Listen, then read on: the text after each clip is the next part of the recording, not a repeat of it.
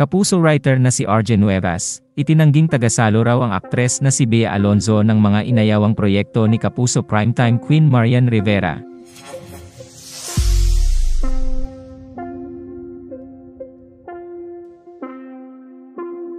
Matatanda ang sinabi ni Ate M. Rena sa isang episode ng Ogie Diaz Showbiz Update na sinabi umano sa kanya ng kaibigan niya sa GMA na dadaan daw muna kay Marian bago ialok ang proyekto kay Bea.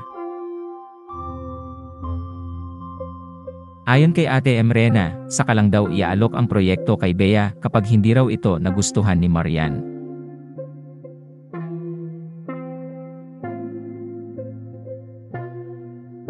Kamakailan ay nagpost si RJ sa kanyang Facebook account kung saan itinanggi nga niya ito.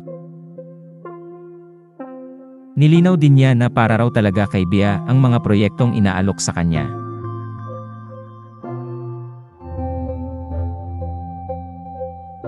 Anya, hindi po ito totoo. Hiningan po ako ng concept for Bea Alonzo, at ang naisip ko, at ipinasa, at naaprubahan ng mga boss ay ang Widow's War. Para po talaga kay Bea ang show at walang inalukan na iba. Ganon din po ang dalawa niyang naunang shows.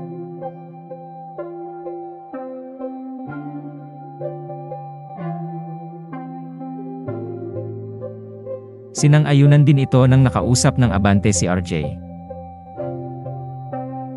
Ayon sa Kapuso writer, lahat ng in-offer kay Bea ay para raw talaga kay Bea at ginawa for Bea. Dagdag pa niya, wala raw sinalo na proyekto si Bea na galing kay Marian.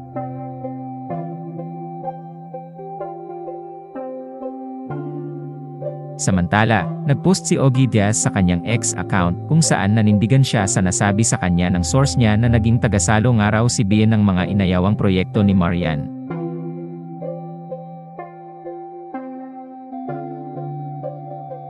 Anya basta kami, may nakakausap na source. At sinasabi ko naman na ayon sa source and hindi ko kinukumpirma. Bakit? Meron nga, totoo na, dinedenay pa eh. But eyes can't lie. So ano? Ipipilit ko ba yung alam ko? Hindi na. Basta they know the truth.